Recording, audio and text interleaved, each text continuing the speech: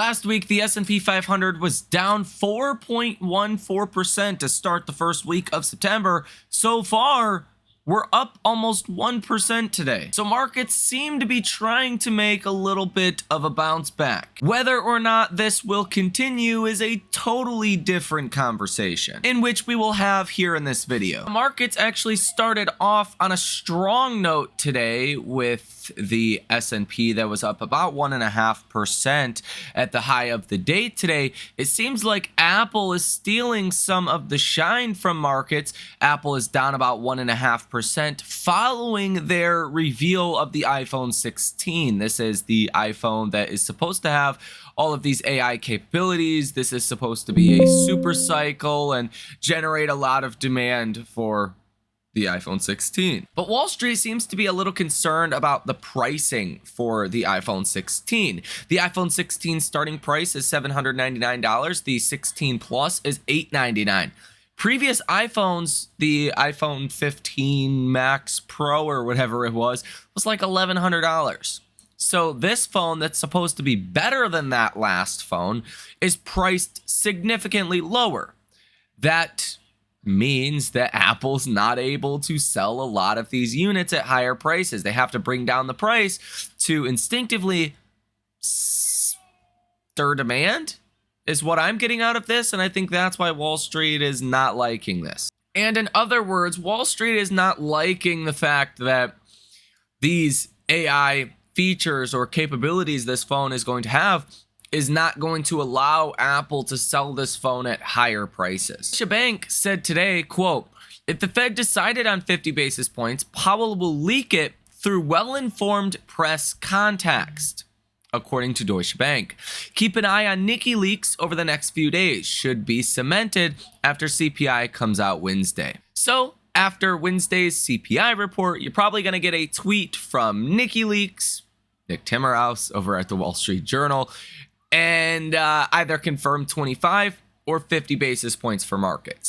Now, what a lot of investment banks and analysts and hedge funds have been saying recently is you should probably sell the first Fed cut. And if the first Fed cut especially is a 50 basis point cut, that's probably going to be seen as negative by the markets. And although the Fed cut is on September 18th, that is 1 week, 1 day, 23 hours, 38 minutes away from now, don't be surprised if the markets start to price in what a sell the cut could do to markets, meaning we could actually sell into the first Fed cut on September 18th. Currently, there's a 28% chance of a 50 basis point cut and a 72% chance of a 25 basis point cut. And with this week's CPI data being really the last big data we will get heading into the first Fed cut on September 18th, this is what is going to help solidify 25 or 50 basis points as the first Fed cut. FS Insight on X, this is the Fundstrat main X account, writes, "Fear intensifies as markets get caught off guard by economic weakness.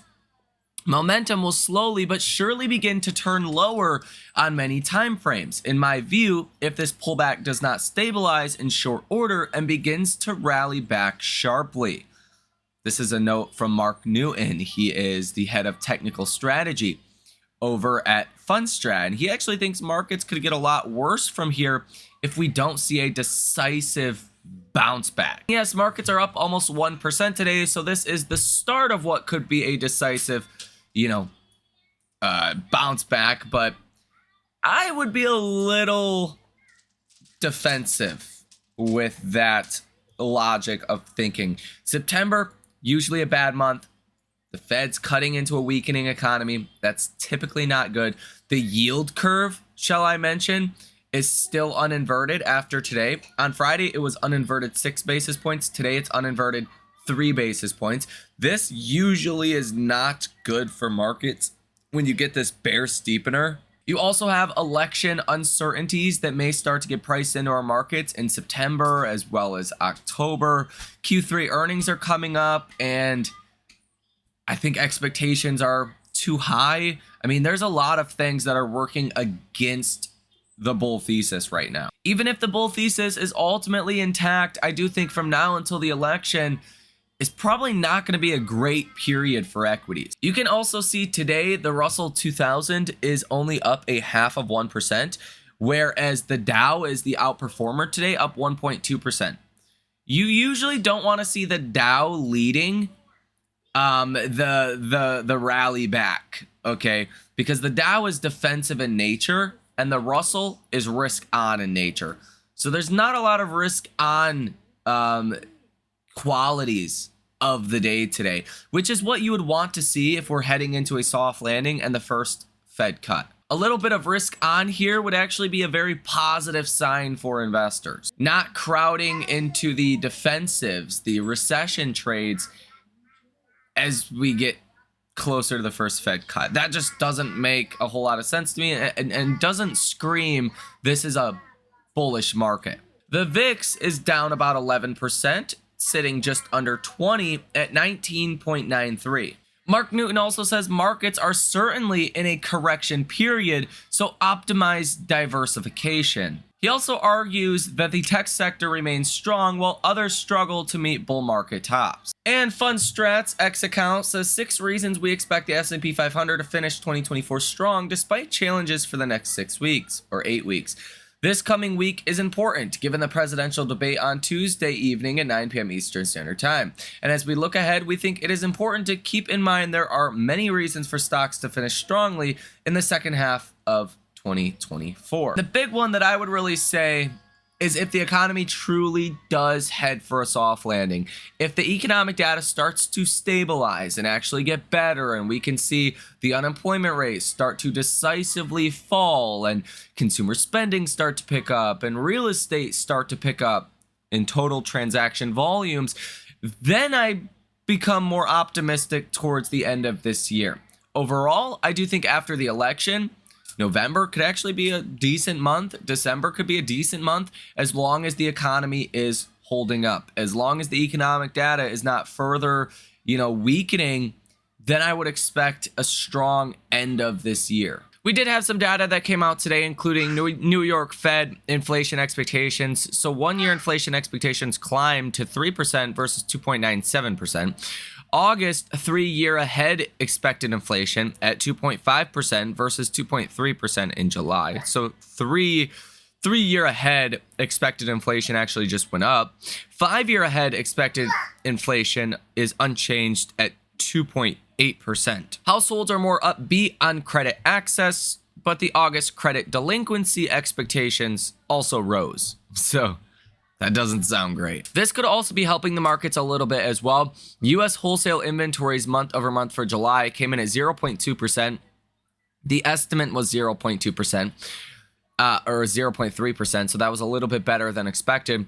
But U.S. wholesale trade sales month over month for July came in at 1.1% positive versus negative 0.6% for the previous month. So wholesale trade sales actually came in better than expected, better than feared. This collectively is raising the Atlanta Fed GDP's estimates for Q3 GDP from 2.1% up to 2.5%. We are also getting some data that payroll breadth improved in August, with employment diffusion moving back up to 53.2%. The trend is still weaker over the past couple of years, though, but starting to get a little bit of, an upwards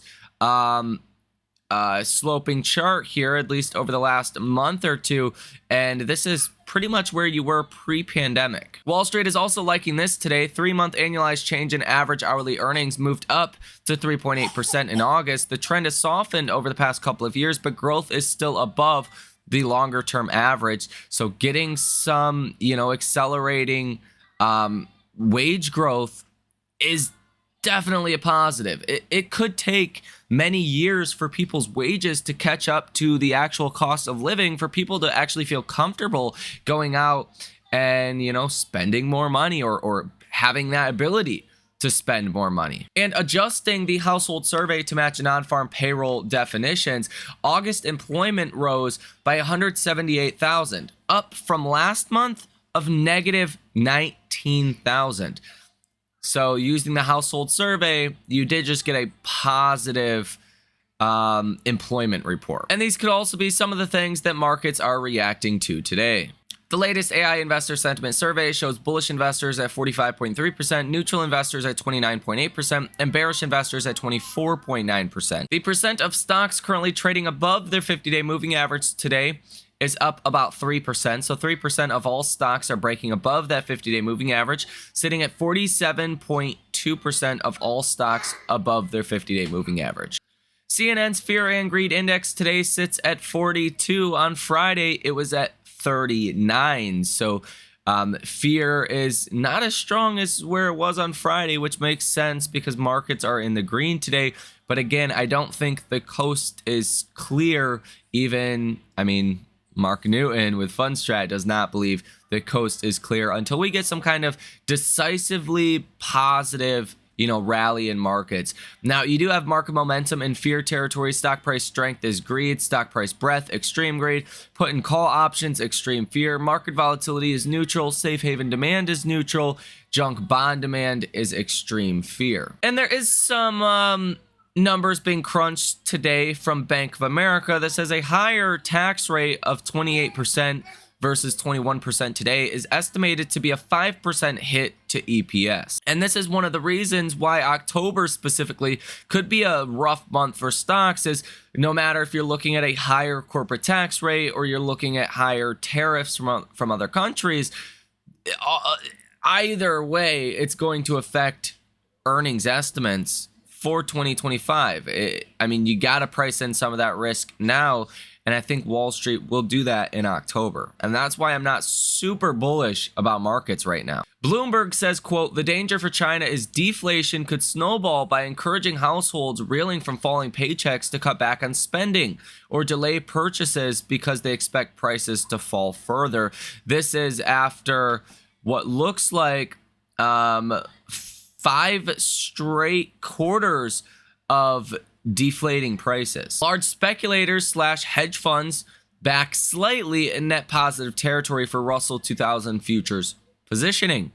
So they're actually now positioning for a little bit of upside in the Russell 2000. HD on X writes the S&P 500 will reach a new all-time high in late September or early October, forming a double top. After that, one of the biggest bear markets in history will begin. Last week, world stocks erased a massive $4.1 trillion in market cap value last week, the largest drop in 2 years. This is twice as much as the previous largest drawdown in 2024, and the US market alone accounted for 54% of the market value drop. The S&P 500 also suffered its largest weekly decline since the March 2023 regional banking crisis. Take a listen to this clip on CNBC from Strutland, and he says it's time to take profits and limit risk. If you're an options trader, how are you seeing all these different moves? Bond yields declining, the market moving, churning downward. As an options trader, what does that say to you? Well, certainly the way the movement in the bond market has been and the way the liquidity is moving in this market on a day-to-day basis, we're seeing the market move and swing, have these more than 1% daily moves. And so as an options trader, I'm looking at what the VIX is doing in volatility, and I'm seeing that lack of liquidity right now. And it seems like there's this rush into the 10-year note, into longer dated treasuries all of a sudden that has completely shifted from where we were last year and this more conservative route to the market. And so as an option trader, I'm seeing more heightened volatility, and I want to play that from the long side and not be a short options trader in this type of environment, but rather one that buys options, whether that's a put for protecting my portfolio or buying a call to play to the upside. I think it's interesting you said you don't want to be a short options trader right now. Last week, we actually had some data from S3 Partners that shorts against the SPY and the S&P 500 were rising, even though the market was going down, which was pretty rare. A lot of people were, concerned about the jobs report. Now that we're past the jobs report, is there another event that a lot of people are trying to protect themselves from when it comes to options? We have Apple today. We have CPI later this week.